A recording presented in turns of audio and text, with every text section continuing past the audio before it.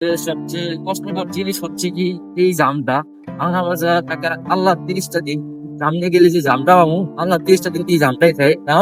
আসলে এ হচ্ছে যে বাংলা বাজার মসজিদ, আর সবচেয়ে সুন্দর বলার ভিতরে মসজিদের ভিতরে আমার কাছে লাগে যে এই বাংলা বাজার মসজিদ মোটামুটি সবচেয়ে বেশি সুন্দর।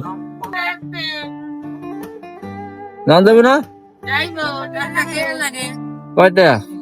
আসসালামু আলাইকুম everyone, this is me Sajid, welcome back to new another video. তো আজকে বিকাল বিকাল বের হয়ে পড়লাম অ্যাপটেরার বাসুল ফিরে নিয়ে। এক সপ্তাহ পরে গাড়িটা আমি হাতে পাইছি, সেহেতু বের হয়ে পড়লাম।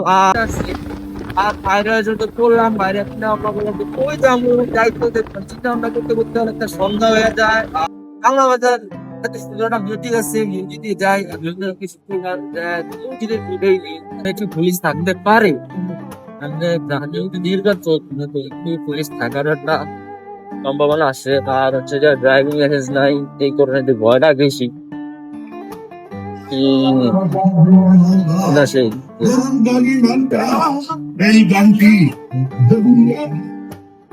সেই সবচেয়ে কষ্টকর জিনিস হচ্ছে কি এই জামটা। আল্লাহ বাজার টাকা আল্লাহ 30টা দিন সামনে গেলে যে জামটা পাবো, আল্লাহ 30টা দিন এই জামটাই খাই। এমন কত হইলো সামনে কি পুলিশ থাকতে পারে?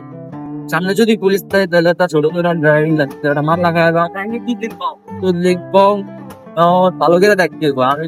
আজকে তুলনামূলক জাম কম। অন্যান্য দিন যখন বাংলা বাজার পড়তাম তখন একেবারে আরো আগের থেকে মানে জাম থাকতো, যাওয়াটা অনেক কষ্ট করে দিত। না নাই চার্জেন নাই, মাত্র বললাম না বেটা চার্জেন থাকবো না, তুই বেটা হুদাই না চার্জেন বইবো। সন্ধ্যার পরে ট্রেন হচ্ছে যা সব জায়গায় চার্জেন নাই, যাওয়ার সময় পেলে বাড়িতে যাবে। নামাজটা চাইছি যে মসজিদের ভিতরে কি ঢুকু? না না না পরে সোজা। আসলে এ হচ্ছে যে বাংলা বাজার মসজিদ, আর সবচেয়ে সুন্দর বলার ভিতরে মসজিদের ভিতরে আমার কাছে লাগে যে এই বাংলা বাজার মসজিদ মোটামুটি সবচেয়ে বেশি সুন্দর। আর এই হচ্ছে যে জাদুঘর, যেটা আমি কোনোদিনই, আমার একটা আফসোস মামা, আমার একটা আফসোস, আমি 2 বছর ধরে পড়াশোনা করলাম, বাংলা বাজার জাদুঘরটা দেখতাম না। এটা হচ্ছে আমার আফসোস। আমি জাদুঘরে 2 বছর পড়ালে, মানে সরি বাংলা বাজার পড়ালে, এখানে এই জাদুঘরে 2 বছর একদিনও ঢুকতাম। এটা হচ্ছে আমার সবচেয়ে বড়। এই তো তুমি অনেক কথা বলি, তার হবো না মামা। রোড এসে সামনেটা, কিন্তু এরপরে এটা দুটা মোড় আছে, হিন্দিতে কুম্বিতে হিডিকটা নিবি না, এটা আমি বললে যাই। হ্যাঁ এইটা তো, এইটা আরে বেটা এটা, ও এটা তো না না, এটা হচ্ছে যে অফিসের ইয়া সামনের রোড, পল্লী বিদ্যুতের অফিসের রোড, নামটা।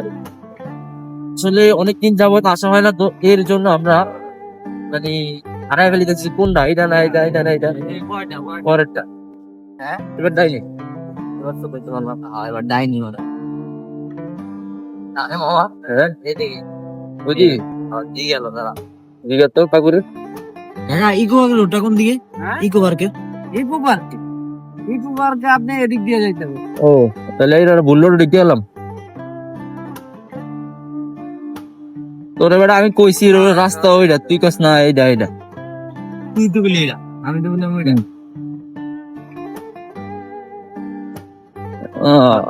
শর্টকাট না, মানে অনেকদিন না নে রাস্তাটা ভুলে গেছি। তাহলে কোনটা? সামনে জান যাবে না কয়টা আছে? ঘুরছা 10 টাকা দেন। টাকা লাগে কবে? ও পরিষ্কার পরিচ্ছন্নতা বাদ দিয়ে তুইছেন কে রে?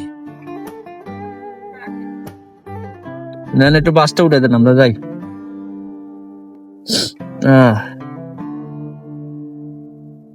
সেই সেই এটা হচ্ছে ছোটখাটো টোল মামা। না এটা এটা এটা আমার চাঁদাবাজি হয়ে গেল না বিষয়টা? চাঁদাবাজি মানে চাঁদাবাজি হয়ে গেল না? গাড়ি কম করে সামনে, সামনে গাড়ি চলতে হবে। এই যে বলুন তো গাড়ি উড়ে এই দিকে গাড়া যাবো ঘরে যেতে। তো গাইজ আমরা ফাইনালি আমাদের ইকো পার্ক আয়া পড়লাম।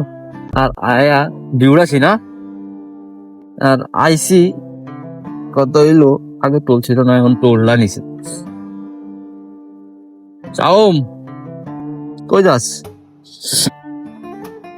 এই হচ্ছে আমাদের ইকো পার্ক, আর এই হচ্ছে ইকো পার্কের ভিউ। তোমার অনুভূতি কেমন? আমার অনুভূতি ভালো না, কারণ হচ্ছে যে আমরা 10 টাকা টোল দিয়ে ঢোকা লাগলো, 1 লিটার তেল ফিরে 1 লিটারে বেশি তেল গেছি। চান্দাবাজি না, কঠিন চান্দাবাজি, টেন্ডারবাজি। এটা এখন এই স্বাধীন বাংলাদেশে এইরকম টেন্ডারবাজি হওয়াটা উচিত না। তুমি ভিউটা দেখাও। কি